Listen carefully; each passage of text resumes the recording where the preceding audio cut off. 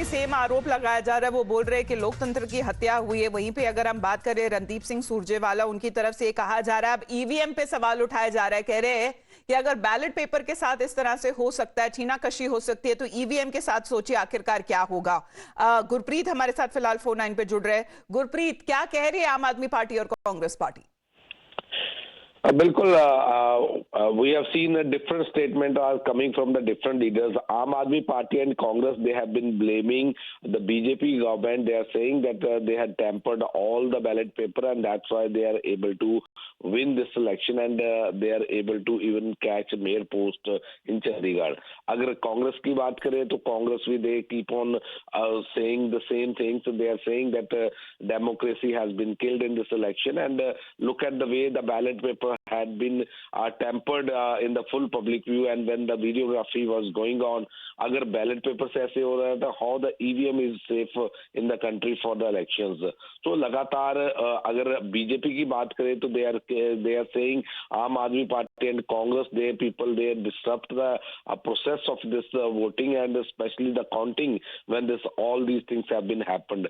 And one side we have seen the BJP has said that they have got a 16 vote, and that's why they have got this mayor post. On the other hand, we have seen the opposition parties, especially India Bloc, they had already approached the Punjab and Haryana High Court, where they have challenged this election. They say that they want that this election should be declared null and void, so that the election should be re-election should be conducted in Chandigarh for the mayor post. So let's see what the court is taking view today, but this is a very very important. और court के directives पर ही ये जो चुनाव थे 30 जनवरी को वहां पे किए गए थे, यानी कि चंडीगढ़ म्युनिसिपल कॉर्पोरेशन के। धन्यवाद आपका गुरप्रीत हमारे साथ जुड़ने के लिए। लेकिन फिर से कोर्ट का दरवाजा खटखटाते हुए नजर आ रही आम आदमी पार्टी, और बताया जा रहा है कि सीधे तौर पे दोबारा चुनाव करने की मांग करी गई है आम आदमी पार्टी काउंसिलर कुलदीप कुमार की तरफ से, और यह कहा गया है कि ये वायलेशन हुए हाईकोर्ट की ऑर्डर्स की, और वोट्स को जानबूझ के शफल किया गया था प्रिसाइडिंग ऑफिसर के ऊपर, यह आरोप लगाते हुए कि कंफ्यूजन की गई।